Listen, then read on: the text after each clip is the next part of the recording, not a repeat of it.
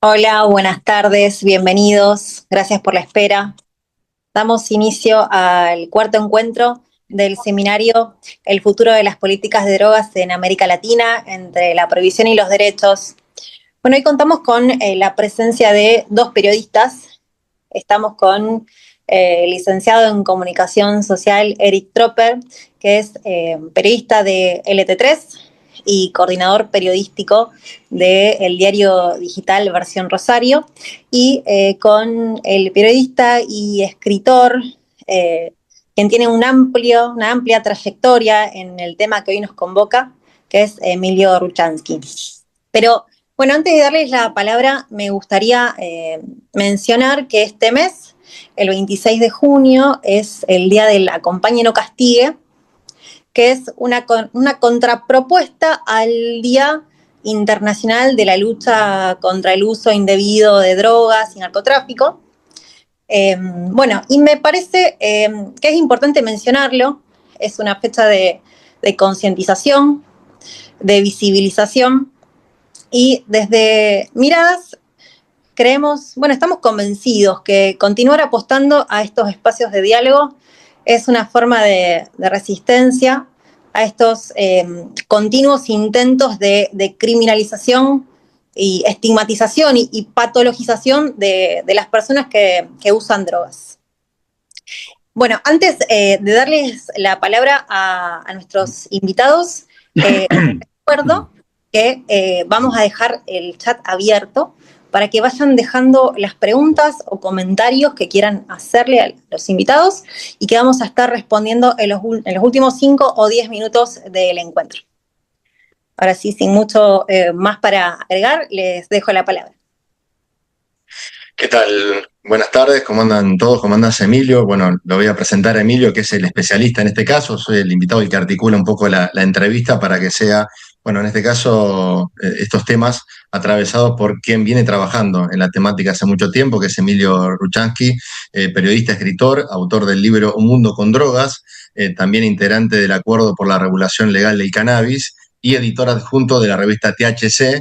Bueno, muchos la conocen, especializada en la cultura canábica y de hecho ha acercado en esto de lo que es intentar acercar bueno, a la población con un mundo que evidentemente para muchos se da en ese marco de criminalizar lo que tiene que ver con ya la palabra cannabis. Y bueno, ante eso la pregunta, y para empezar y salvarlo a Emilio, bueno, cómo en este caso en nuestro país, en Argentina de hoy, es posible pensar en el debate de la regulación legal del cannabis, teniendo en cuenta que evidentemente muchos temas se vienen quizás retrocediendo, quizás cambiando el debate, pero que Argentina a nivel internacional y particularmente dentro de lo que fueron algunos avances, uno recuerda el caso de la Corte Suprema, el caso Arriola y otros, estamos, parece, o en un punto neutro o en un retroceso. Así que la bienvenida y bueno, saludarte, Emilio, ¿cómo estás? Hola Eric, ¿cómo estás? Bueno, es una pregunta difícil. Lo que creo que es importante que todos sepamos es que según un estudio de la Cedronar del 2023, que fue hecho en 33 ciudades y entiendo que respondieron más de 40.000 personas, consumidoras y no, alrededor del 44% de la población argentina está a favor de regular el cannabis y hay un 37% en contra. O sea, la población está a favor de regular el cannabis. Este no es un problema de la sociedad, si la sociedad argentina es conservadora o no. Es cierto que hay una masa de indecisos que podría cambiar esta ecuación, pero en principio la población está a favor. El problema es la clase política, no la población. Este cambio tiene mucho que ver con lo que fue la ley de cannabis medicinal del 2017, porque es una ley que trajo a la discusión y al debate a las personas, a los mayores adultos, o sea, a nuestros mayores, a los adultos mayores, que empezaron a ver en el cannabis un uso terapéutico, paliativo, medicinal, un uso que la ley reconoce y que además, a partir de la re-reglamentación de la ley durante el gobierno de Alberto Fernández, se pudo conseguir un registro, el ReproCam, donde se pueden anotar personas que cultivan, cultivadores solidarios, incluso ONGs, y eso empezó a poner sobre el tapete a la planta cuando antes sobre el tapete estaba el porro. O sea, cambió un poco la ecuación, ¿no? Hoy en Argentina 9 de cada 10 porros, según este mismo estudio de la Cedronar, son de flores. Entonces tampoco hay mucho prensado paraguayo. Estamos en el mismo nivel que podría estar Uruguay, pero sin una regulación del uso adulto. Entonces, yo creo que, como dicen las feministas que integran la campaña por el derecho a decidir, la campaña del aborto, lo primero es la despenalización social. Sin despenalización social es muy difícil avanzar. Esa despenalización social, no lo digo yo, lo dicen las propias encuestas de la Ceronal en un tamaño importante. Esa despenalización social ya está ocurriendo. Y yo creo, Eric, que si vos pensás de acá a 10 años para atrás, o 15, era muy raro ver una persona fumándose un porro en un bar, una discoteca sin que lo echen o sin que... Y hoy es al revés. Entonces hay mucha más tolerancia. Los adultos mayores empiezan a entender que se trata de la misma planta que utilizan sus nietos o sus hijos, hijas. Y también es cierto que nosotros empezamos a entrar como generación en puestos de poder, ¿no? Y no podemos negar que es parte de una práctica cultural nuestra, ¿sí?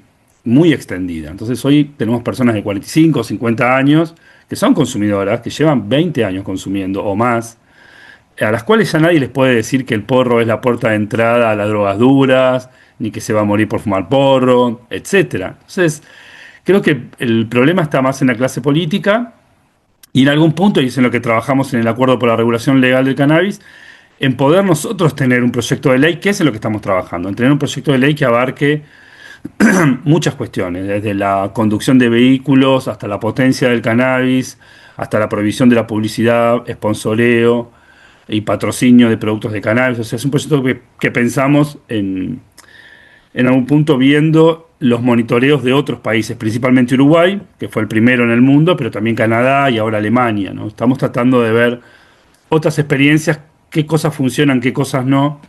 Por ahí no nos metemos tanto con Estados Unidos, salvo en algunas cuestiones puntuales que tienen que ver con la justicia social, que eso sí está muy claro en algunos estados norteamericanos, pero la solución va a venir de abajo hacia arriba.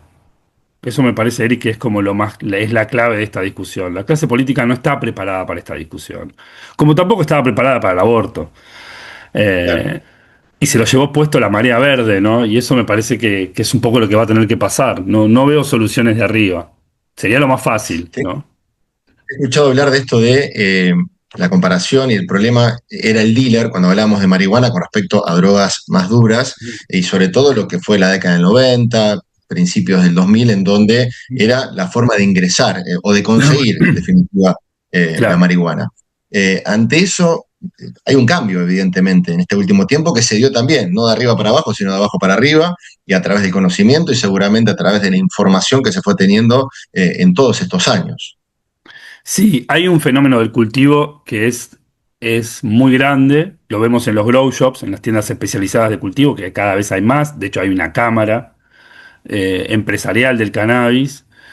Y esta circulación de flores que hay, que por supuesto, algunas tienen que ver, tienen un origen legal, pues tienen que ver con el Reprocan, otras no. Después hay muchas asociaciones de cultivo, cada vez más. Entonces, lo que me parece irreversible es la calidad del producto. Es muy, muy raro ver gente fumando prensado paraguayo, digamos, y cada vez menos. Por supuesto que cuando hay malaria va a volver, porque el gramo de una flor es caro, está entre 8.000 y 14.000 pesos, pero mucha gente está cultivando y después está todo esto, este gris de gente que cultiva y le regala amigos, amigas, que es un poco también lo que se ve en Uruguay. Uruguay tiene una regulación que acaban de sacar un estudio con datos del 2024, comparando el 2018, que fue el primer estudio en profundidad. El mercado legal está avanzando, pero el mercado gris también, aunque retrocedió. Ese mercado gris es gente que regala, que vende por abajo, etcétera, pero que no son, digamos, mafias, ni explotan chicos, o mujeres embarazadas, o mujeres en situación de vulnerabilidad. Simplemente gente que cultiva y vende lo que le sobra muchas veces, que es algo que no le pasa a mucha gente que cultiva. A mí también, digamos, como cultivador, que alguien te pida, etcétera. Entonces, sobre eso me parece que son avances sociales muy fuertes y que va a ser muy difícil retroceder en ese punto, ¿no? De hecho, para mí también, yo entiendo a la política de drogas o a la prohibición como como un factor de desencadenante de problemas, ¿no? Digamos, las mafias, no quiero llamar carteles ni nada de eso, porque me parece que es un invento, digamos, pero las mafias que se están generando y se vienen generando tienen que ver con la prohibición. Entonces, esto no va a mejorar porque tengamos mejores fiscalías. Esto va a mejorar porque tenemos que terminar con la prohibición y hacer que esto esté regulado y que se paguen impuestos, y que haya campañas y que haya información. Es un poco también lo que pasó con la ley seca. La ley seca no terminó porque metieron preso al Capone, terminó porque se reguló el alcohol. Entonces por ahí todavía vemos esas películas y los grandes fiscales atrapando al Capone. Y la realidad es que vos metés preso al Capone y a la semana vas a tener otro. Parece que Rosario es un gran ejemplo de eso. Entonces van a seguir Sin irme surgiendo bandas. a eso quiero ir y sobre todo el ejemplo de Uruguay, pero no me quería mover del tema de lo que pasó con la legalización del aborto, porque en sí se dio el proyecto y de hecho el debate en el Congreso de dos gobiernos Sí. diferentes porque la sociedad lo pedía. Sin meternos, o sí, como quieras vos, en terrenos más políticos partidarios. ¿Entendés que hay veces la sobreactuación de algunos gobiernos impide en este debate porque en ese tema no nos metemos porque iría en contra de nuestro electorado? ¿O la marea va a ser tan fuerte que quizás no ahora, pero en los próximos años no quedará o no le quedará remedio de poder hacerlo? Y me parece que hay que generar una masa crítica para que sea un gobierno de derecha, de ultra o de centro izquierda, no le quede otra que meterlo en la agenda. Cuando el macrismo permitió la discusión del aborto, leyó lo que estaba pasando en las redes y cómo la discusión estaba creciendo tanto en las redes, pero no creía en esa discusión y de hecho la obturó en el Senado. Eh, y me parece que el punto clave de la campaña nacional por el aborto fue no solamente insistir, sino todo un gran trabajo previo de traducir, de hacer mesas de concientización, etcétera, que por ahí no se conoce tanto, pero los que investigamos otros activismos sí lo conocíamos y lo vimos. Y después hay una cuestión de agenda de derechos, ¿no? Tenemos el aborto, tenemos el matrimonio igualitario, tenemos la ley de identidad de género. Yo te diría que faltan las drogas y la eutanasia, ¿no? O sea, de lo que son las libertades individuales. Hoy el tema de drogas se convirtió en un tema de derechos humanos, era un tema de libertades individuales. La prisionización masiva que estamos sufriendo en el país hace que sea ya un tema de derechos humanos y que también sea un tema importante. Yo creo que la experiencia de lo que pasó con Maduro es muy interesante, ¿no? Porque ahí se llevan puesto a un presidente que uno puede dudar de su legitimidad, pero no va a durar del principio de no interferencia, ¿no? Que es un principio que tiene cualquier gobierno democrático en respecto a sus relaciones bilaterales. Y a Maduro lo juzgan por un cartel, supuestamente de los soles, cuando en verdad es una persona que secuestró a otro país, Estados Unidos, en un cartel que después se determinó que no existe, y el mismo país es el que está bombardeando lanchas en aguas internacionales sin juicio previo, sin nada. O sea, la política de drogas, a mí lo que más me preocupa de la política de drogas del prohibicionismo es las cosas que permite, ¿no? Nosotros estamos viendo cómo Estados Unidos asesina directamente a personas que están en lancha, probablemente traficando, no lo sé, porque nunca los frenaron para ver qué tenían en esa lancha, los bombardearon directamente, digamos, eso es mucho peor que la pena de muerte. Por ejemplo, China aplica la pena de muerte por delitos de drogas masivamente, pero China también es un país con mucha población, el más poblado del mundo. Pero por lo menos hay un juicio ahí. Esto es peor que la pena de muerte, porque ni siquiera hay un juicio en el que vos te puedas defender. Entonces, y eso lo habilita la política de drogas. La política de drogas ha habilitado matanzas, genocidios por goteo, como lo que está pasando en México desde el 2006. Y la cantidad, solamente pensar en la cantidad de desaparecidos y de muertos que hay en México, le gana a cualquier guerra que hayamos tenido. Entonces, digamos, lo que hay que, digamos, es un tema que cuesta mucho poner en la agenda progresista, ¿no? Cuesta mucho porque se mezclan cosas como la adicción, el consumo problemático, con la venta minorista, con el narcotráfico. Se mezcla todo. Y también porque nosotros tenemos una influencia muy fuerte de la Iglesia Católica en lo que tiene que ver con la atención del consumo problemático. Y eso hace que a la Iglesia Católica tenga voz y voto en estos temas, que no tenía con el aborto. Y con respecto a Uruguay, el ejemplo de Uruguay, allí también, porque por el ejemplo que dan, desde que se aprobó su, bueno, regulación, no fue una legalización total, fue una regulación. Claro, quizás aparecieron otros temas que tienen que ver con la inseguridad y lo mezclaron adrede, obviamente. ¿Cómo se intenta, bueno, clarificar esa situación y exhibir los números que puede demostrar justamente que fue un hecho positivo que se regule de esa manera. Bueno, Uruguay en este último informe, con datos hasta el 2024, demostró que subió la edad de inicio, que era a los 18 años, ahora es a los 20. Demostró que está bajando el consumo. El consumo siempre estuvo subiendo desde que se mide en 2001. Con la regulación se amesetó, pero siguió creciendo. Y ahora empezó a bajar un poco, lo cual es positivo incluso. Eh, entonces, Uruguay demostró que, digamos, los miedos que hay de que va a explotar el consumo no suceden, de que va a bajar la edad de inicio tampoco suceden.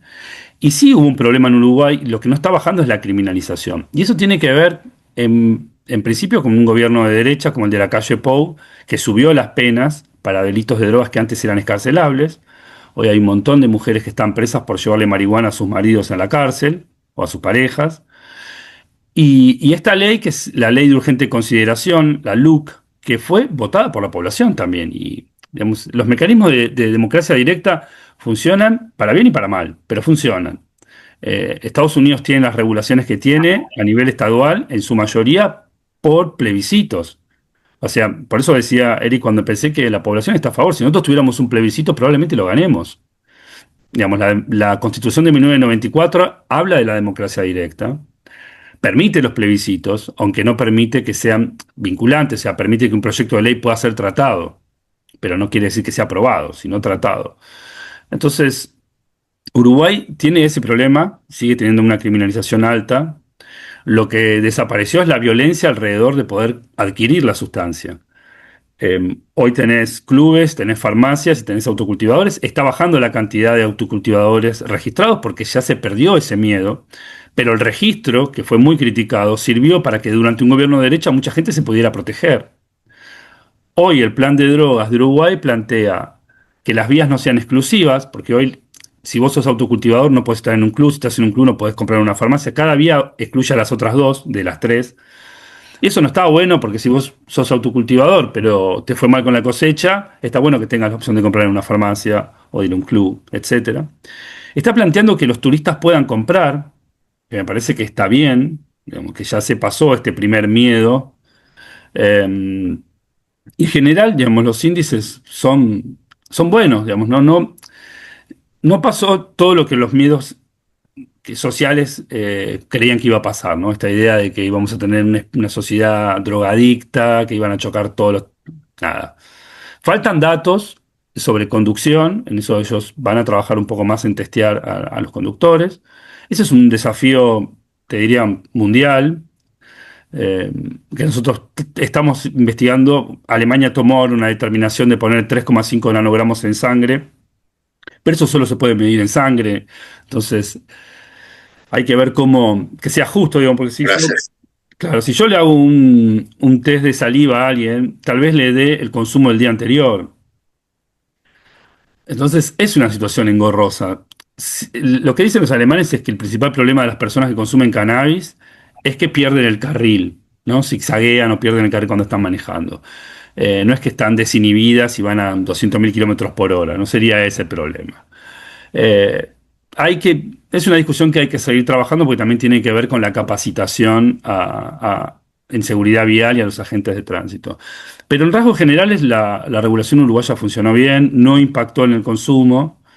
Eh, el mercado negro está retrocediendo cada vez más. Uruguay en todos estos años facturó 30 millones de dólares legales. Puso una economía, sin embargo es una regulación muy controlada. Las empresas que proveen a las farmacias son pocas. Las farmacias tienen un margen de ganancia pequeño. Tal vez el gran hallazgo de Uruguay fue la política sobre el precio, que el cannabis de farmacia sea barato.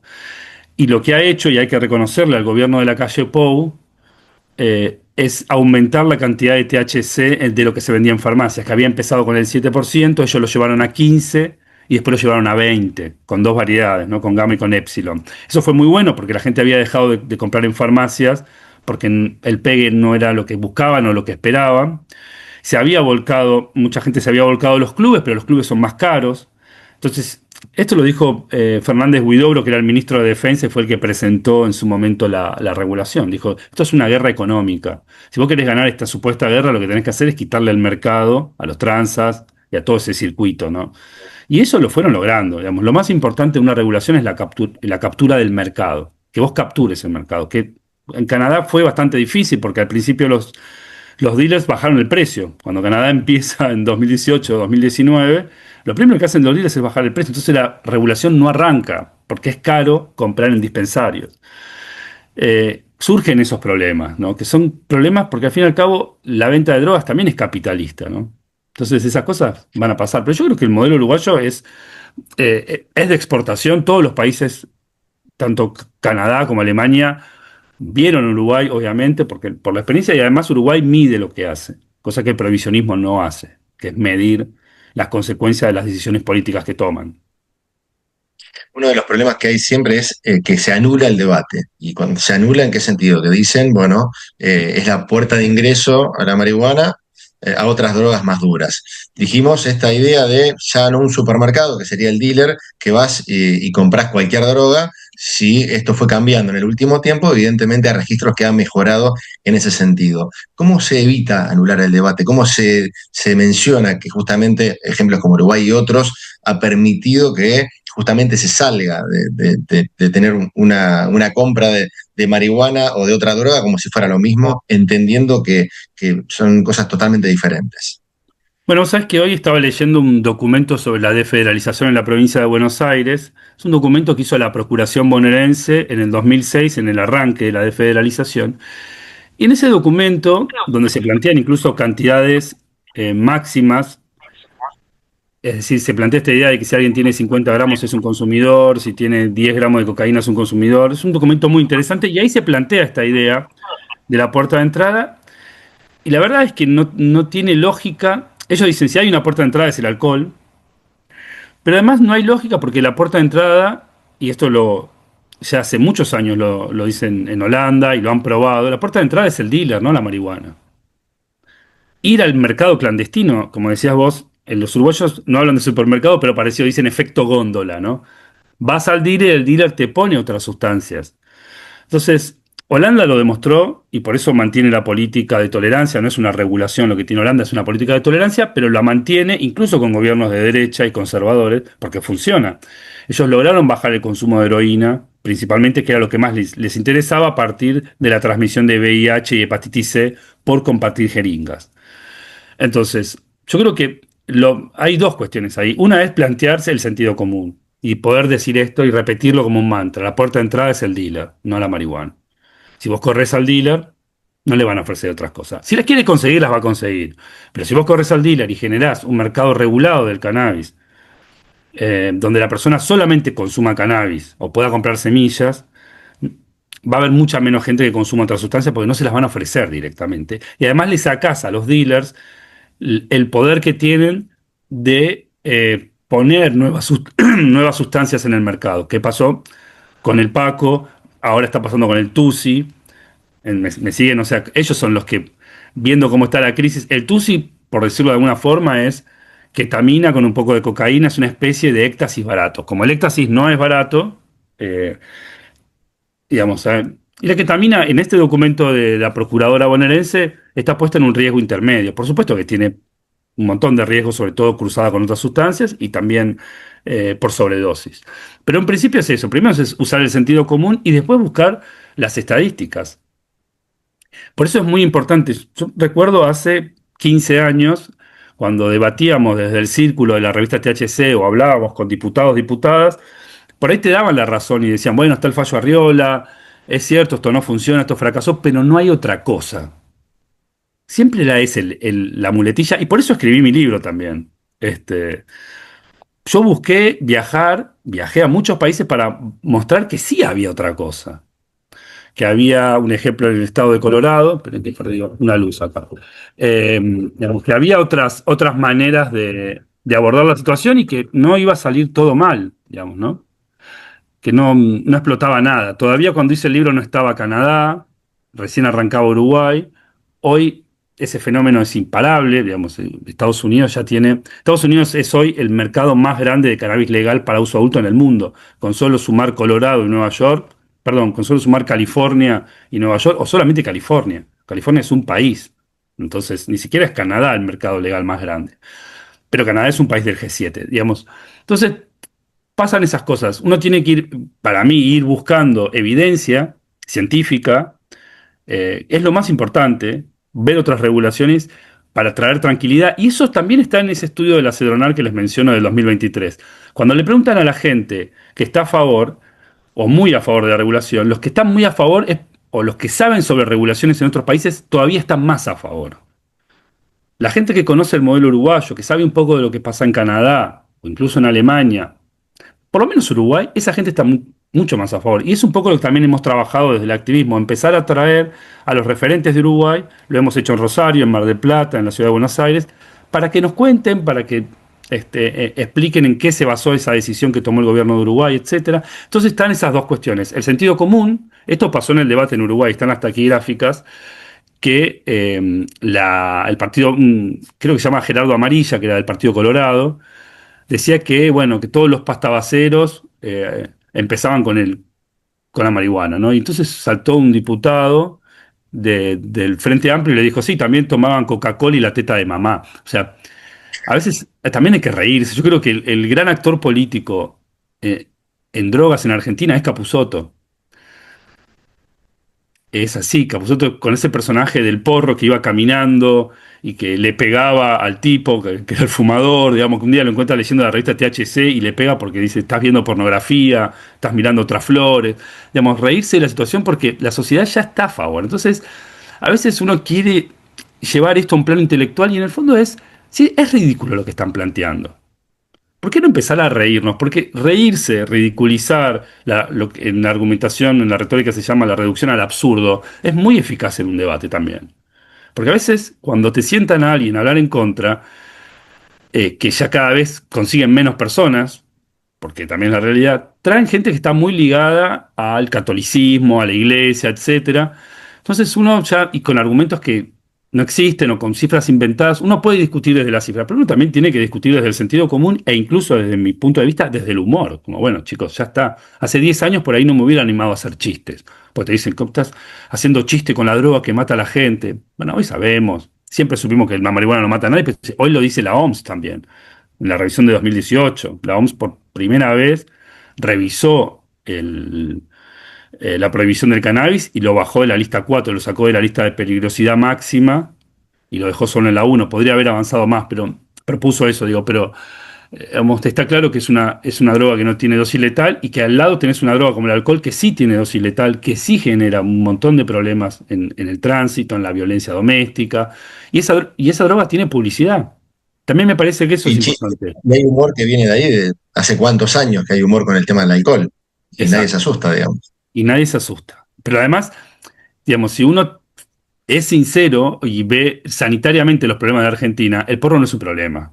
El problema es el alcohol todavía, son los sedantes, eh, esos son los problemas. En las guardias lo que tenés son chicos con coma alcohólico muchas veces. Vas a tener por ahí un pibe recontra loco en una guardia porque fumó porro y le pegó muy mal. Puede pasar, pero ese pibe no se va a morir. Eso es lo importante. Y un pibe con un coma alcohólico sí se puede morir. Y se han muerto. Yo Entonces, decía en estos debates y dijiste que hace no sé cuántos, 5, 6, 10 años, hablabas con legisladores y decían no hay otra cosa. Empieza a haber otra cosa, se dan cuenta los legisladores que hay otra cosa, tienen una edad en donde entienden que tienen que asumir ese debate y también comparándolo con lo que fue, y volviendo al tema de la legalización del aborto, si hay o se logra algo de transversalidad que se logró en su momento para que por lo menos se empiece a dar el debate y después de los años se apruebe. mira, yo veo que, bueno, la izquierda es el único partido, o sea, el Frente de Izquierda de los Trabajadores, el FIT, es el único partido que tiene una postura cerrada a favor de la regulación, ha presentado proyectos. Después, el Congreso está muy fragmentado, entonces es difícil. Vos tenés dentro del peronismo gente que está a favor, gente que está muy en contra, porque está muy ligada a la iglesia. Dentro del progresismo hay alguna gente a favor. Habría que ver, estos debates tienen que ver con la libertad de conciencia. Es muy divertido que Patricia Bullrich haya hablado de objeción de conciencia, porque eso no existe parlamentariamente. Lo que existe es la libertad de conciencia, es votar a conciencia. Porque objeción de conciencia es cuando vos estás obligado a hacer algo y si utilizo la objeción de conciencia para no hacerlo. Eso es otra cosa. Pero es una votación, la discusión de las drogas como la discusión del aborto, del matrimonio igualitario o incluso la eutanasia, son discusiones que no tienen que ver con la derecha y con la izquierda, porque vos en la izquierda vas a tener gente conservadora y en la derecha también, pero en la derecha y en la izquierda también vas a tener gente liberal. Es una discusión más sobre liberales y conservadores. Digamos, es una discusión que empieza más atrás en algún punto. Yo lo que veo es miedo a dar el debate, pero principalmente miedo a las operaciones de la iglesia, de las comunidades terapéuticas, de los sectores conservadores, que rápidamente, ya nos pasó en 2012, vienen y traen a las madres contra el Paco, traen a un ex adicto y ensucian rápidamente todo tipo de debate y te tratan de irresponsable, etcétera. Y es muy fuerte, porque la verdad es que ahí hay dos temas, ¿no? Estamos hablando de regulación, pero también está la despenalización de la tenencia para consumo personal, que decías vos, existe Arriola desde 2009, es un caso que se generó en Rosario. La despenalización es muy necesaria también, porque a mí consumir cannabis no me hace mejor persona que alguien que consume clorhidrato de cocaína o tusi o otras cuestiones. Ninguno de los dos tenemos que ir presos. Eso es lo que dice Arriola. Vamos, en todo caso me hago un daño a mí mismo, pero es un tema mío. Eh, yo te diría que hoy cuesta más el debate de la despenalización que el debate de la regulación. Porque cuando fuimos por la despenalización, en un proyecto que incluíamos el autocultivo, en un consenso entre el radicalismo, parte del peronismo y Libres del Sur de Victoria Donda, había un apoyo de la izquierda también, rápidamente la Iglesia Católica, a partir de los curas villeros, del padre Pepe, salió a hablar de Paco, de que los pibes estaban mejor en la cárcel, porque la cárcel era una oportunidad para que siguieran vivos. Salieron con ese discurso. Y la verdad es que no existe atención a la salud si la persona está criminalizada. Esto es una cosa básica. Digamos. Lo vimos mucho con lo que fue Puerta 8 y la cocaína adulterada con carfentanilo. Hubo gente que murió en la casa porque no se animó a ir al hospital. Y ese es el peor crimen, que vos tengas un problema de salud y no puedas ir al hospital porque tengas miedo de que te detengan o que pase algo. Eso pasó también, pasó con el aborto, es muy parecida esa situación. Hay un fallo de la Corte de los 50 que se llama Natividad Frías que tienen que ver con esto de elegir entre ir preso o morir. Y también con el fallo Valderrama, que es una mula, es un hombre, que también estaba ingestado, le explotó una pastilla de cocaína en el estómago y los médicos lo denunciaron. Y no tenés obligación de denunciarlo. Y no deberías denunciarlo. Y ahí la Corte dijo, eso es parte del secreto médico. Y el secreto médico no es del médico, es del paciente. Me ha llegado a decir una vez, pero ¿qué hago con la cocaína que le saco del estómago? Incinerala, si tenés incineradores en el hospital. O tomátela vos, no importa, pero no lo denuncies. ¿Viste? Digamos, acá es un debate donde todo el tiempo se confunde lo moral, ¿no? Donde todo el tiempo se quiere hablar de moral, ¿no? Y la moral es algo privado. Esto es un tema ético, público. Digamos. Nosotros no podemos imponerle una moral a los demás. Y es muy difícil porque estamos muy marcados por una agenda securitaria, ¿no? Y todo el tiempo, y yo lo vi en la votación en Chile, pasó en Paraguay, cada vez que un gobierno progresista está cerca, lo primero que se ve es cómo usan el tema de la inseguridad y del narcotráfico para asustar a la gente. Y es muy fácil asustar a la gente con estos temas. Entonces, es muy difícil llevarlo a la arena pública. Pero no creo que sea imposible. Siempre doy este ejemplo. Conseguimos el aborto teniendo un papa argentino. Nada es imposible. O sea, si las feministas consiguieron eso, yo no creo que no haya algo imposible. Y hablaste y mencionaste cómo se desfederalizó en la provincia de Buenos Aires, en Santa Fe hace poco, que pasó lo mismo. Según el Estado, el gobierno, son números en cuanto al decomiso de droga, que ha mejorado, el tema de la baja de la violencia. ¿Esto es así, no es así? ¿Tiene que ver con algo que a la larga puede empeorar justamente la posibilidad de algún tipo de regulación? Porque se marca y mucho, sobre todo, imagínate una ciudad como Rosario, este tipo de debate. Sí, voy a citar a Bonfatti, Antonio, porque fue la única persona que lo dijo. Es un chisme que hace muchos años está dando vuelta, pero Bonfatti lo dijo, están las taquigráficas cuando Bonfatti era senador y se opuso. No sé si sigue siendo senador Bonfatti, Era diputado, pero creo que ya no es más diputado, ¿no? diputado provincial. Bonfatti dijo algo que muchos creemos, y es que la desfederalización, que es un proyecto del kirchnerismo del año 2005, nació como una negociación con la policía bonaerense para terminar con los secuestros extorsivos. Es un reconocimiento de que la policía bonaerense estaba detrás de los secuestros extorsivos y que había que darle algún tipo de acceso a algún tipo de caja negra de dinero. Las drogas siempre fueron federales, entonces ninguna policía provincial mordía mucho en esa caja. Insisto, y acá quiero citar a otra persona de Rosario que para mí es muy importante, que es Matilde Bruera. No solamente porque llevó el fallo Herrera a la Corte, sino por la claridad conceptual que tiene ella. Ella dice, la policía regula el narcotráfico a través del Poder Judicial. Y es totalmente cierto. Y lo dice alguien que ha defendido, Matilde ha defendido un montón de gente metida en temas de narcotráfico. Quiero hablar más de narcomenudeo, porque el narcotráfico es una categoría que, además de ser errónea, porque es el tráfico de narcóticos, si vos traficás cocaína, la cocaína no es un narcótico, es un estimulante, o sea, no tiene nada que ver.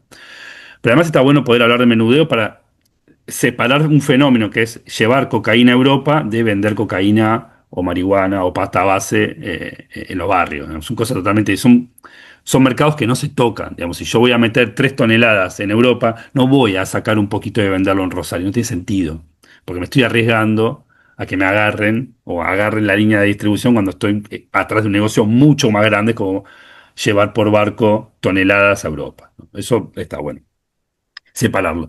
El problema con la desfederalización, como dice Bonfatti, es, bueno, se le dio a la policía esta herramienta, al principio fue una ley casi hecha para la provincia de Buenos Aires, nunca se le traspasaron los fondos a la provincia de Buenos Aires, después en la revista Bordes, revista creo de la Universidad de Lanús, pero me puedo equivocar, no, de Lomas de Zamora, ahí calcularon cuánta plata había gastado la provincia de Buenos Aires porque no recibió los recursos en la desfederalización y eran millones y millones y nadie protestó. Y la policía nunca protestó por no recibir los recursos para hacerse cargo de los delitos menores. ¿Qué es la desfederalización? La desfederalización es una gran caja blanca, así le llama Matilde, que son fiscalías especializadas en drogas, divisiones de toxicomanías de la policía. O sea, es una forma de tener una caja negra y una caja blanca al mismo tiempo. ¿Qué es lo que genera? Más gente presa, mucha más gente presa, más poder a la policía de poder recaudar. Como no vamos a poder terminar con esto si no regulamos, lo mejor que nos puede pasar es que haya paz. Y esa paz, la única que la puede conseguir es la policía. Diciendo, bueno, vos vendés, vos vendés, vos vendés. Esto que estoy diciendo es tremendo, pero es así. Vos vendés, vos vendés, vos vendés. Listo. No se maten entre ustedes. Los habilito a todos. Déjenme a mí algo de plata. Pasa en ciudades como Rosario, que la policía terminó siendo el cartel directamente, en otros lugares no, pero siempre está detrás, ¿no? También hay otra especialista, me parece muy importante, Eugenia Cosi, también me parece que es la persona que explica bien este fenómeno de cómo trabaja la policía. La desfederalización, hoy estaba haciendo los cálculos, solamente 11 provincias en Argentina no tienen desfederalización. Santa Fe fue realmente una gran pérdida, porque era la provincia que más resistió de las provincias grandes. Buenos Aires, provincia de Buenos Aires tiene, la ciudad de Buenos Aires tiene, Córdoba fue una de las segunda o tercera.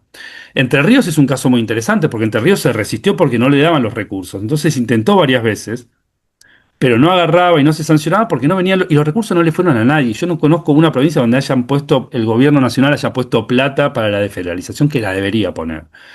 Pero a la vez da mucho rédito político la desfederalización. Porque hace que siempre cuando se habla de desfederalización se dice narcomenudeo. Y ahí vas a tener al gobernador de Santa Fe, como al gobernador de Entre Ríos, como al gobernador de Salta, Neuquén ahora, y Corrientes que desfederalizaron el año pasado, al frente de operativos y con todos estos circos. Entonces la desfederalización es una, digamos, es perversa, porque le permite a la política el circo, le permite a la policía la caja negra y la blanca, las divisiones de toxicomanía, obliga a la policía, pues, si quiere mantener su estructura, su caja blanca, a detener más gente. La gente son, incluso los que venden, porque van contra los consumidores y consumidoras, pero también van contra el minorista. Pero esa gente es reemplazable. Es más, muchas veces, y por eso hay tantas mujeres presas, muchas veces los distribuidores o los transas más importantes arreglan con la policía y entregan a las mujeres. Y a la semana ponen a otra. Y aunque la situación económica mejore, Eso va a seguir pasando. Porque a veces se dice, bueno, pero si mejora la situación económica esto no va a pasar. No, va a seguir pasando. Va a pasar menos tal vez. O cobrarán más. Pero si hay una demanda, y nosotros no trabajamos sobre esa demanda, si vos no reducís la demanda, alguien lo va a hacer. Alguien va a vender. Entonces, pasa eso con la desfederalización. Nosotros tenemos que tratar de volver atrás. Es imposible volver atrás, me parece, en este punto. La propuesta tal vez sea que esas fiscalías especializadas agarren otros temas como la violencia de género, el homicidio, poder reconvertirlas, porque la realidad es que la desfederalización es una gran creadora de dispositivos, ¿no? De dispositivos de la policía. Me acuerdo de un fiscal de Entre Ríos que me dijo, detienen consumidores porque algo tienen que hacer, porque tienen que hacer estadística, porque si no, no tiene sentido haber creado la división de toxicomanía. Y Entre Ríos yo creo que es el mejor caso. La Rioja también tuvo esos idas y vueltas. Entre Ríos es un gran caso porque durante muchos años lo quisieron sancionar. Pero había una ingenuidad política, bueno, pero no la vamos a sancionar si no nos dan la plata. Y en un momento lo tuvieron que hacer, y sabiendo que no les iba a dar la plata del gobierno nacional, porque les rendía políticamente el tema. Por eso es tan difícil avanzar también, Eric, porque también le rinde políticamente la persecución al narcotráfico, a la política. Por eso tampoco lo larga. Y porque también la policía tiene una caja ahí asegurada, que no sé, si por ahí regulamos todo, van a volver con los secuestros extorsivos. Algo van a encontrar. Ese es realmente como un problema. Pensando también en, bueno, hablabas de las cajas de la policía y vamos al ejemplo uruguayo, que también tiene su policía, no sé cómo se maneja a nivel del sistema político y cómo se distribuye, pero eso evidentemente cambió desde que se reguló. ¿Qué números hay al respecto? Porque evidentemente, más allá de los problemas que hubo con respecto a los precios, hay una droga menos a vender ilegalmente, por lo menos una parte de la que se vendía ilegalmente. ¿Qué números Bueno, cambiaron al respecto?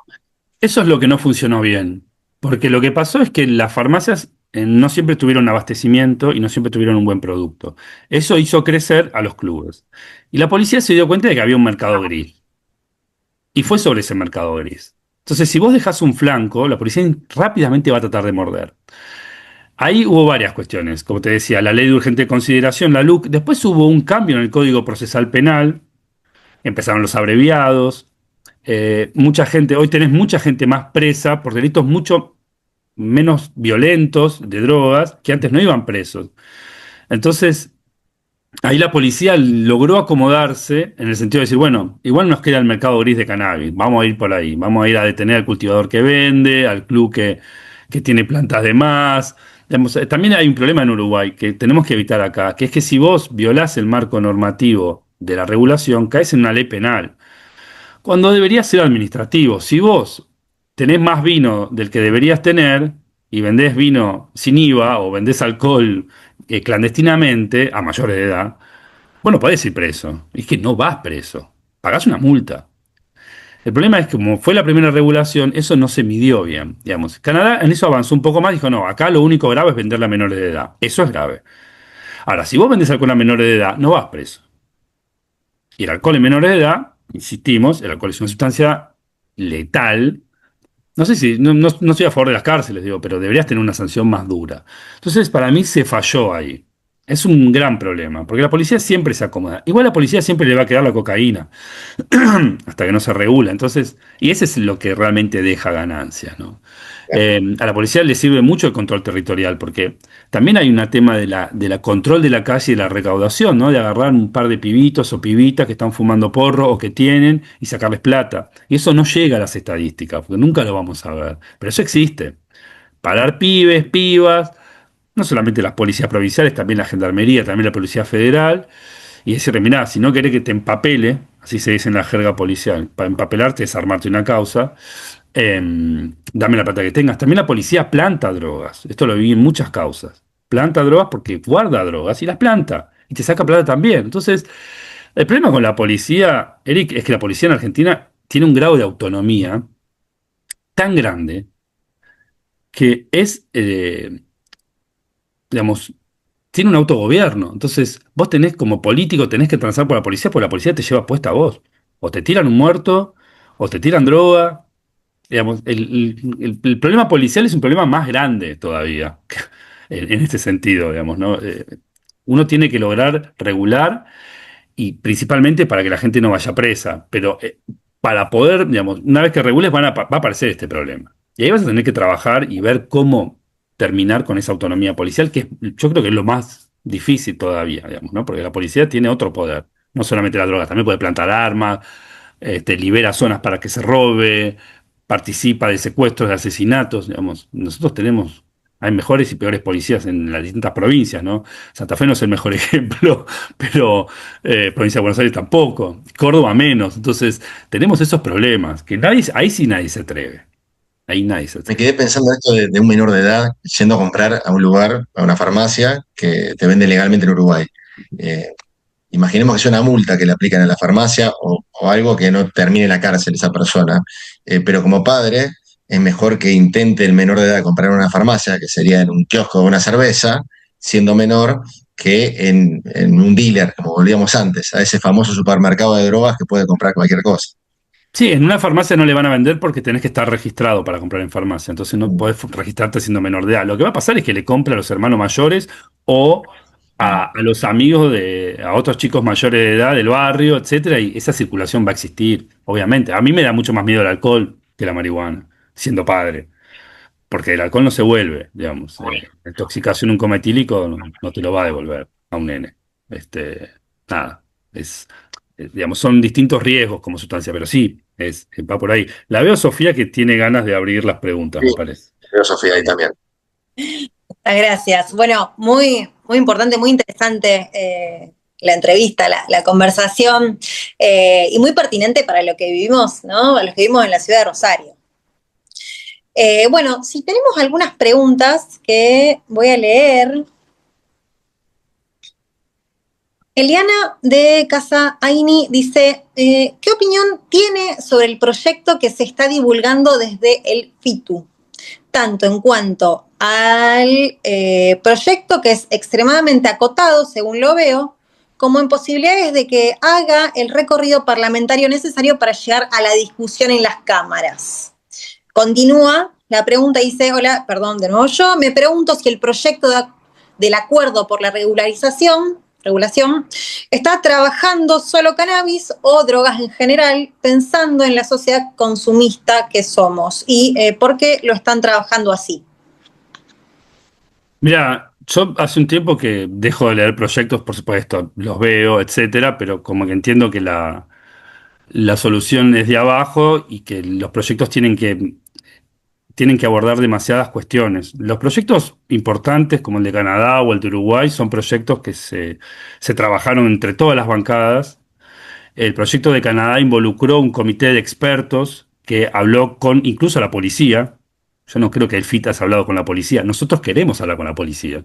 Queremos tener esa opinión, como queremos tener la opinión del Ministerio de Salud, como queremos tener y tenemos la opinión de los sectores ligados a la seguridad vial, etcétera. Entonces, a mí me parece que lo importante del proyecto del FIT es el gesto político de presentarlo. Eso es lo más importante. Y yo sé que ellos están abiertos a mejorarlo, porque los conozco algunos de ellos y están abiertos a mejorarlo. El proyecto del acuerdo es un proyecto que nosotros tenemos ya un documento base que estamos tratando de arreglar la web para divulgarlo.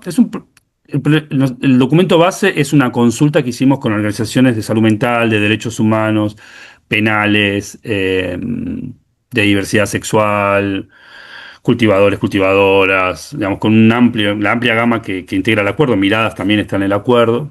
Eh, y es un documento base de discusión de muchísimos. Tiene 14 módulos donde se discuten impuestos, conducción, potencia, despenalización. Nosotros creemos que la despenalización es un imperativo ético. Lo que estuvimos buscando dentro del proyecto es el mejor modelo para despenalizar, que funcione, porque a veces uno no quisiera poner cantidades, pero la realidad es que tal vez sea lo único que funcione, porque no está bueno poner cantidades, pero la policía otra cosa no entiende, digamos.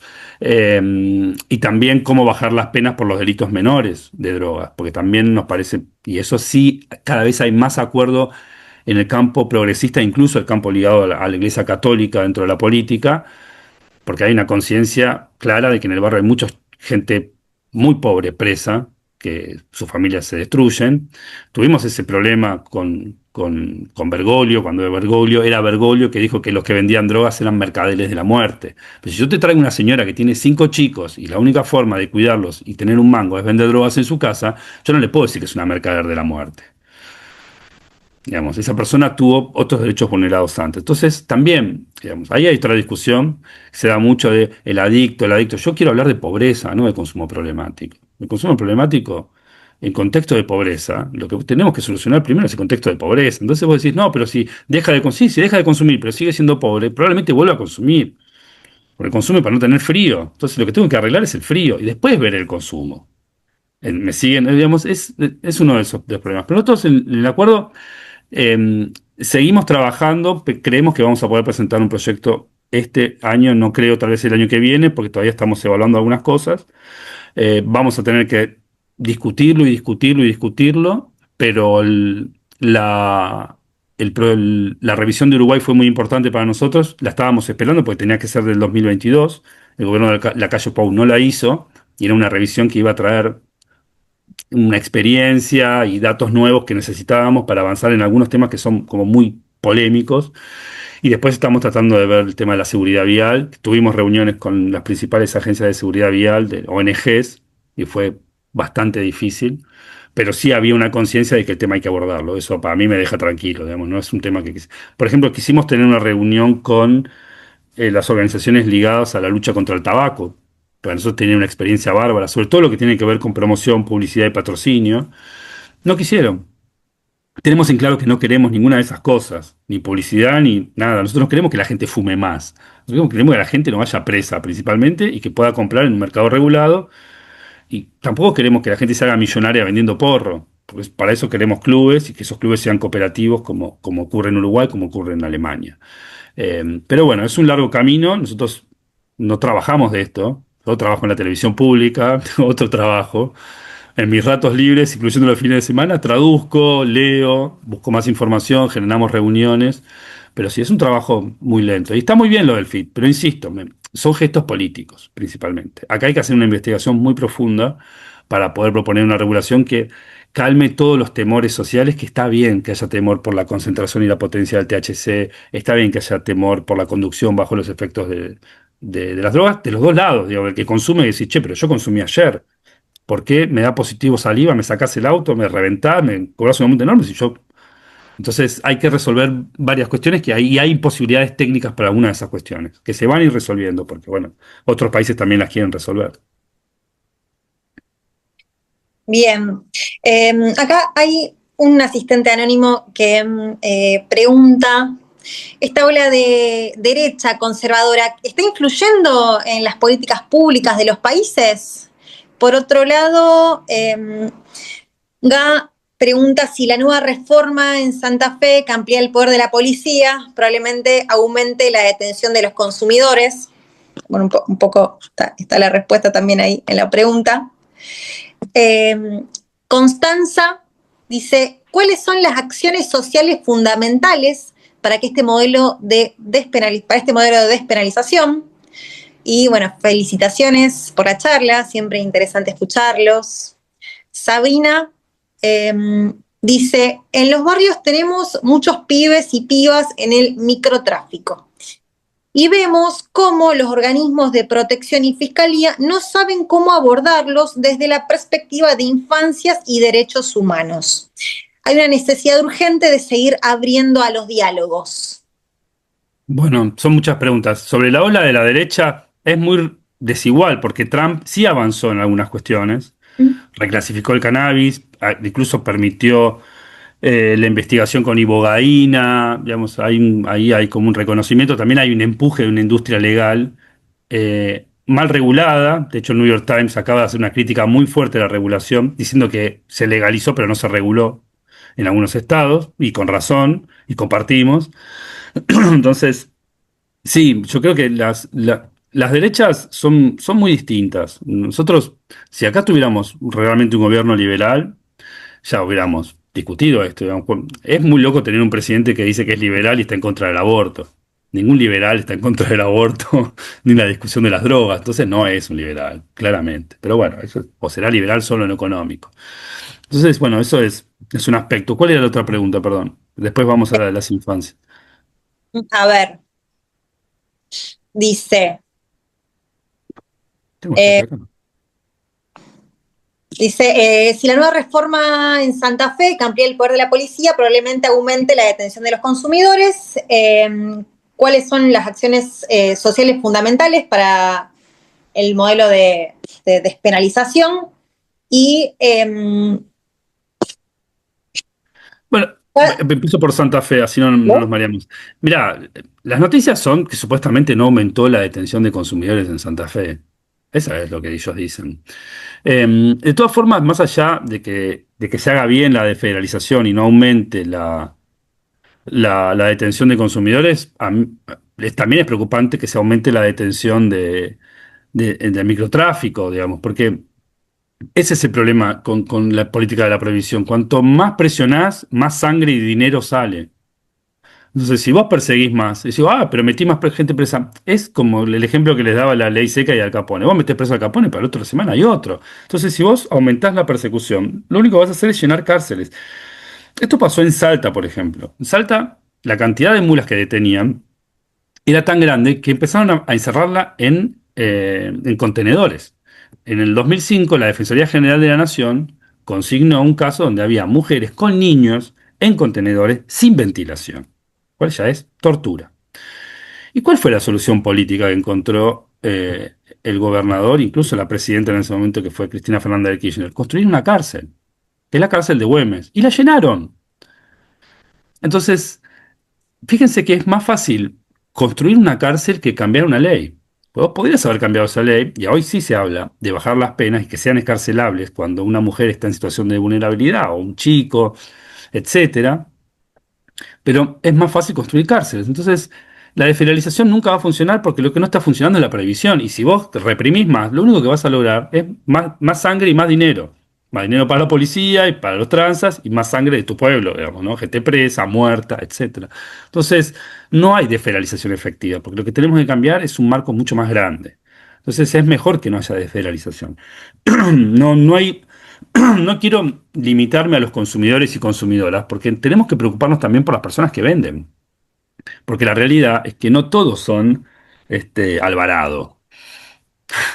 La realidad es que no. Está bien, Alvarado está preso, digo. Pero la mayoría de los que están presos hace un tiempo hice una nota que se llamaba Instrucciones para llenar una cárcel. Y fui a ver en el Ministerio de Justicia, vos podías ver en un Excel buscar a la gente presa por drogas. Ponías el número de la ley y veías el empleo, etcétera. Y la mayoría era gente sin empleo, cartoneros, taxistas.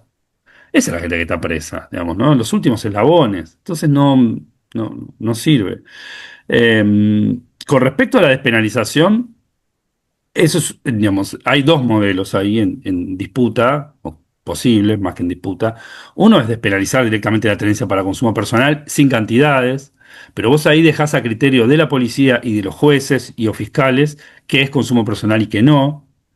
Después tenemos una figura que se llama tenencia simple, que es aberrante, que es mantiene la penalidad que había puesto López Rega en su momento. eh, y que los militares también, digamos, es una ley que continuó durante la dictadura, mantiene esa pena de 1 a 6 años, por el simple hecho de tener, cuando vos tenés una cantidad que se considera que es excesiva para consumo personal, pero ellos no tienen prueba de que vos vendés. Entonces, la ineficiencia de la persecución hace que, bueno, te peno por tener, pero si no la estoy vendiendo. Pero yo no te creo que la consumís. Y entonces, te peno por tenerla. Nadie tiene droga por tener. Yo siempre digo, es el delito de sacar a pasear las drogas. O sea, me penás por tener droga, por salir a pasear. No crees que soy consumidor. No tenés prueba de que vendo, pero algo me tenés que hacer. Eso también es complejo y es una figura que el mundo judicial se resiste, ellos le llaman tenencia neutra, se resiste a cambiar. La realidad es que hay que cambiarla, porque lo que va a pasar es que si despenalizamos la tenencia para consumo personal, te van a empezar a poner tenencia simple o comercialización. Y después está esta otra opción que es poner cantidades mínimas. En México DF lo hizo, no funciona muy bien, porque la policía también te puede plantar un poco más si se te acabó la cantidad mínima. Es un poco lo que hablábamos con Eric. Vos podés solucionar este problema. Ahora, ¿qué hacemos con la autonomía de la policía? La policía no va a perder ni un negocio, digamos. No tenemos que entender. Yo creo que el principal, hay un movimiento en Estados Unidos que siempre me pareció interesante que se llama Defund Police, que es desfinanciemos a la policía. El otro día lo dije en una reunión con alguna gente de la política, exfuncionarios, y me dijeron, nunca lo digas en público. Estamos de acuerdo con vos, no lo digas en público. Yo se los voy a decir porque no le debo nada a nadie. Nosotros tenemos que sacarle plata a la policía y ponerlo en el trabajo social, en las infancias, en los barrios. Tenemos más policías que médicos, que enfermeros, enfermeras, psicólogos, psicólogas. Armamos un estado policial tan grande y todos los gobernadores de todos los signos políticos siguen poniendo plata en la policía. Y ese es el gran problema que tenemos, que después no tenemos plata para salud. De hecho, esto es algo que se viene hablando en política de drogas, porque se gasta en represión, a veces sea el 75, 80, hasta 90% más en represión que en atención. Entonces, si este era un problema de salud, supuestamente, ¿por qué no ponemos más plata en salud que en policía? Ese es otra de los grandes problemas. Cuando me hablan, cuando de esta última pregunta sobre las infancias, etcétera, y el microtráfico en los barrios, tiene que ver con eso, que toda la plata que nosotros podríamos inyectar en los barrios, la estamos inyectando en la policía, con las de federalización, con estas cajas blancas, con las fiscalías especializadas. En vez de tener fiscalías especializadas en perseguir gente pobre que vende, ¿por qué no tener equipos interdisciplinarios de salud mental, poner plata en el trabajo social, eh, reglamentar una ley que había pedido la Iglesia, pero que nunca exigió su reglamentación, que es la ley Jacob, ¿no? Que lo que hacía era supuestamente poner plata en la reinserción laboral de las personas con algún consumo problemático, que hubiera estado bárbaro. Pero no, la Iglesia tampoco lo reclamó, pero pedía eso. En 2012, cuando frenaron el debate, dijeron la Argentina no está preparada. Y Cristina Kirchner frenó el debate y dijo, bueno, sacamos una ley para que la Argentina esté preparada. Terminó el gobierno de Cristina, esa ley nunca se reglamentó, nunca hubo un peso para eso. Es cierto que el kirchnerismo puso mucha plata en la Cedronar, en dispositivos de salud, etcétera, es innegable. Hoy este gobierno de derecha los está desarmando. Esos dispositivos, los DIAT, los SEC, todos esos dispositivos, no paga los sueldos directamente. Entonces, no les importa. Eso es lo más grave de toda esta situación. No les importa el tema, quieren seguir haciendo shows con grandes decomisos de drogas que claramente no son creíbles, la mayoría son circos, o son entregas que ya están pactadas con la DEA, con otros tipos de organismos, para hacer show. Entonces es una sin salida. Yo creo que un poco lo que charlamos con Rick es por ahí. Hay que empezar a ver qué hacemos con la policía, porque primero hay que financiarla, pero después, ¿qué hacemos con la policía? Las policías no saben hacer ni RCP, no pueden hacer una reanimación. Me gustaría eso con la policía. Bueno, ¿qué saben de drogas? ¿Saben animar a alguien? Empezar a reconvertirlos, en todo caso, en agentes sanitarios, que es lo que realmente necesitamos. O que esa gente se eduque en otra cosa, y nos sirva, porque a mí no me sirve que esté lleno de policía. Yo creo que a nadie le sirve que esté lleno de policía. Además, quiero terminar con esto. Están al pedo, dando vueltas con el patrullero, gastando nafta, viendo qué curro hacer. Es un quilombo lo que tenemos con la policía. Y nadie lo quiere decir en la política porque les da miedo, porque le tienen miedo a la policía.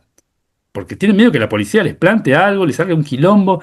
Estamos como medio en una situación de rehenes. La política de drogas es una situación donde somos rehenes nosotros. ¿De qué? De la policía, de los funcionarios, de la política. No podemos romper eso.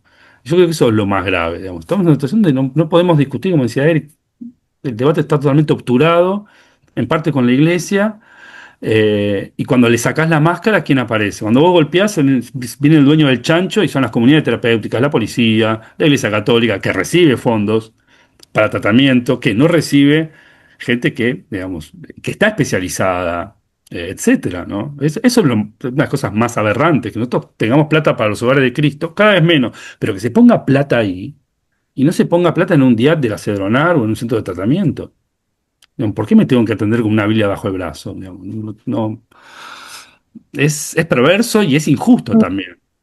Si lo quieren hacer, me parece fantástico. Digamos, es como la subvención a los colegios privados católicos. No, no puede subvencionar colegios católicos. También es ridículo, digamos, ¿no? Salvo que no haya otro colegio en la zona. Se puede entender desde ahí y ni desde ahí, pero bueno. Sí, yo creo que el debate de la política de drogas nos abre a otros debates que incluso son más incómodos.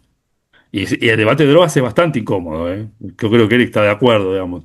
Nos empieza a abrir a otros debates que Y son difíciles, no sé, Eric. no, me quedé pensando en esto porque se habla mucho de la policía. Imagínate atravesar una provincia por la inseguridad como fue Santa Fe y con eso que se exhibe desde el plano gubernamental, evidentemente es un tema a atender por el tema de lo que fue, bueno, sigue siendo el tema de la inseguridad. Pero además estaba hablando de una policía, me quedé pensando, mal paga. Es decir, un Sí. policía con su sueldo no le alcanza para absolutamente nada. Mínimo adicional o mínimo ingresar en el otro negocio, en la famosa caja que estamos hablando. Sí, ese es un tema también bastante interesante, digamos. Se les paga mal y cada vez se recluta más gente a la que se le va a seguir pagando mal, porque cuanto más reclute, más vas a tener que pagar. Entonces es muy complejo. Sí, de hecho hay poli-Uber, ¿no? Hay muchos policías que están haciendo Uber. La protesta de policía en Santa Fe me parece que lo demostró también eso. Exacto. Este, no, es bastante compleja la situación. Sí, y todo en un contexto también de procesos y en que intenta derogar también la ley de salud mental y Sí. todo ese presupuesto, ¿no? Que va a policía, cárcel, seguridad y no a la atención de la problemática integral de la salud y la salud mental, que, bueno, se podría decir que estamos en una urgencia en salud mental, ¿no? Actualmente, ¿no? Que, bueno, no se dice, no se habla, pero que es lo que se está viviendo. Sí, también es un tema aparte, pero sí, el proyecto de modificación del gobierno lo que hace es blanquear la desfinanciación de la ley, además de volver a los manicomios, además de facilitar la internación involuntaria y muchas cuestiones más, sacar el término padecimiento mental, que es un término hermoso, porque es mucho, incluye muchas más cosas y diagnósticos, etcétera. Pero principalmente es de financiarla. La ley ya viene de financiada, recién a lo último el gobierno de Alberto Fernández se terminó de financiar bien. La ley implica el 10% del gasto en salud, solo en salud mental. Después de la pandemia deberíamos ser el 20%, ¿no? Pero nada, siempre fue el 2% o menos. Sí, la verdad que estamos en un contexto bastante complicado. Sí, sí, es un Emilio, me quedé pensando en esto no, en esto del tema financiamiento, porque bueno, muchas leyes necesitan financiamiento para funcionar. En este caso, sería el contrario, digamos, sería en donde el Estado no tiene que financiar algo que en sí es un negocio, en donde sería legal y hasta podría recaudar. Sí, ese es uno de los puntos fuertes. Nosotros también lo preguntamos bastante en el acuerdo. A ver, la regulación lo primero que tiene que hacer es pagarse sola. Vos tenés que lograr y tenés que cobrar impuestos. Y lo primero que tenés que hacer es que cubra los gastos que genera la propia regulación, en testeos de la mercadería, en la trazabilidad y en todo el cuerpo de inspectores, inspectoras que necesitas para que la ley se cumpla. Eso es lo primero. Y después, por ejemplo, el estado de Colorado, que fue el primer estado norteamericano en regular con Washington, lo que hizo es lo que sobre va a un fondo que se usa para construir escuelas. Bastante demagógico. Nosotros creemos que es una discusión que estamos teniendo, incluso hablamos con las trabajadoras sexuales, con el sindicato acá en Buenos Aires. Nosotros tenemos que reparar el daño que hizo la guerra a las drogas en Argentina. Eso es algo que es muy loco, porque en Estados Unidos sí está claro, y no está claro en Uruguay y no está claro en Canadá. Pero en Estados Unidos sí, y es lo que a nosotros nos interesó de las regulaciones de los estados norteamericanos, donde se dice no solamente la guerra fracasó, la guerra hizo un daño a las comunidades afroamericanas, latinas, entonces hay que ver la forma, sea dando licencias, como hizo Nueva York, a ONGs que estén vinculadas a estos colectivos, o generando un fondo y repartiendo esa plata, pero tiene que haber una reparación con la plata que sobre, sí, que se recaude. Eso es así. También uno tiene que pensar que si se genera dinero con la regulación, que la regulación sí genera dinero, también hay que invertir en seguridad vial. Tal vez haya que pensar en, bueno, compremos test para poder que los inspectores e inspectoras en Argentina puedan medir bien un alómetro para cannabis, para THC, que existe en modo experimental ahora en Estados Unidos, está recién empezando, o facilitar los test de sangre o de saliva, digamos, o campañas, digamos, pero sí, va a generar plata. Y esa plata hay que tratar de que en principio sea para cubrir la regulación, asegurarse que esa regulación funcione, y ese excedente que seguramente va a existir debería ser para reparar a los colectivos más damnificados. Pienso en el colectivo travesti trans, pienso en los barrios periféricos de las grandes ciudades, de Rosario, de Córdoba, de Buenos Aires, que llegue de alguna manera a esos barrios incluso a la gente que sale de la cárcel o ha estado preso por delitos menores de drogas. Sería un escándalo que llegue ahí, porque muchos van a decir, le das plata a los transas. Bueno, pero ¿quién es? Digamos, pasa eso, la Corte acaba de anular el fallo Loyola, que es un fallo del Tribunal Superior de Justicia de Córdoba, que es un fallo excelente, donde se declara inconstitucional la pena mínima de la desfederalización. Porque habían encontrado un tipo vendiendo que era muy pobre, extremadamente pobre.